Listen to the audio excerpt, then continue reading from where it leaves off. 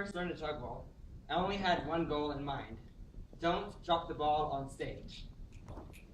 When people are learning to juggle, one of the first things they tell you is that they're not very coordinated themselves, but they're very impressed by your skills.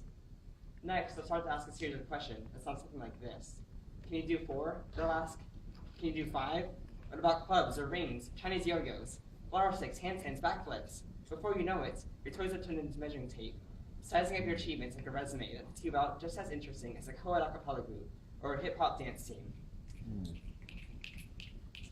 They say, more balls, higher, faster, on fire, all the while they mark your mistakes, picturing each time you drop, like a speeding cam for a red light. The problem is that performing places people on pedestals, putting pressure on them to perfect their play, or else look like a fool not worthy of their stage. If you think this happens only to jugglers, then ask yourself, when was the last time you took a class just for fun? The last time you learned more than just a test? The last time you asked how much you knew, rather than just what grade you got? It starts young.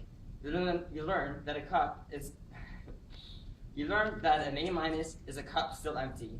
You learn that classes are just work you have to get through. You say that not sleeping is sort of normal, that stress all the time is normal, that being too busy is cool, if not at least normal. It starts by allowing clubs to become check marks for a resume.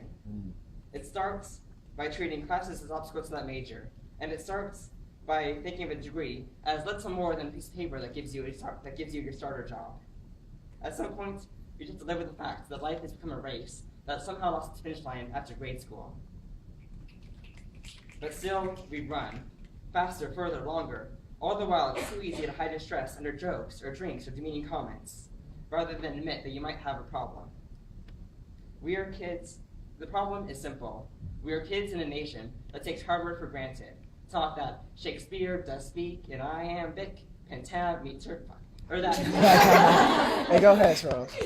or that Newton simply discovered gravity by watching an apple fall. But who could blame us? It's easier to imagine that talent and art is something that some people just have in their blood. Champions, we say, are born in the bottom of the ninth, or in their school's talent show, but few of us want to admit that they're conceived through the seed of hard work, of practicing their swing in the snow, or editing a piece that barely has their first draft in it anymore. We all want to be good at something, but how knows how little we want to work our way there. So remember this when you see someone drop their prop in the spotlight, or when you think that you can't write a poem as good as what you hear. Remember the new cliche, not that every good poet here was once bad, or that goodness or badness is something that a poet has inside of them, but rather, it's the joy of reworking your piece, rather than the snaps of a kind audience that'll push you to make a poem you're finally proud of.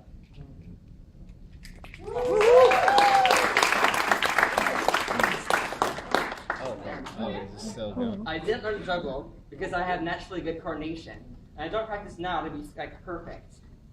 Instead, I learned to embrace the moments when everything is falling. To embrace the moments when everything is falling hopelessly headlong to the floor, and find a solution, one toss and catch at a time.